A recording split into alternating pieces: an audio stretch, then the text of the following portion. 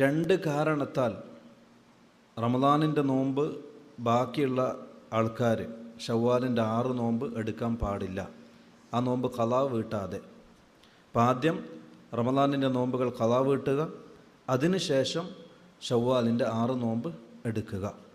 അതിന് കാരണം ഒന്ന്, റസൂലുള്ളാഹി സ്വല്ലല്ലാഹു അലൈഹി വസല്ലം തങ്ങൾ പഠിപ്പിച്ച ഹദീസാണ്. റസൂലുള്ളാഹി തങ്ങൾ പറഞ്ഞു, മൻ സാമ റമളാന സുമ്മ അത്ബഅഹു സിത്തം മിൻ ഷവ്വാൽ. അങ്ങനെയാണെങ്കിൽ ഒരു വർഷം നോമ്പെടുത്ത കൂലിയാണ്. ഒരാൾ റമദാൻ മാസം നോമ്പെടുക്കുകയും അതിനെ തുടർന്ന് ഷവ്വാലിൻ്റെ 6 നോമ്പെടുക്കുകയും ചെയ്താൽ ഒരു വർഷം നോമ്പെടുത്ത കൂലിയാണ്. ഈ ഹദീസ് റസൂലുള്ളാഹി തങ്ങൾ പഠിപ്പിക്കുന്നത് ഒരാൾ റമദാൻ്റെ നോമ്പെടുക്കണം, നോമ്പ് പൂർത്തിയാക്കണം. റമദാൻ എത്ര നോമ്പാ അത് പൂർത്തിയാക്കണം. എന്നിട്ട് അതിനെ തുടർന്ന് ഷവ്വാലിൻ്റെ 6 നോമ്പെടുക്കണം എന്നാണ് റസൂൽ പഠിപ്പിക്കുന്നത്.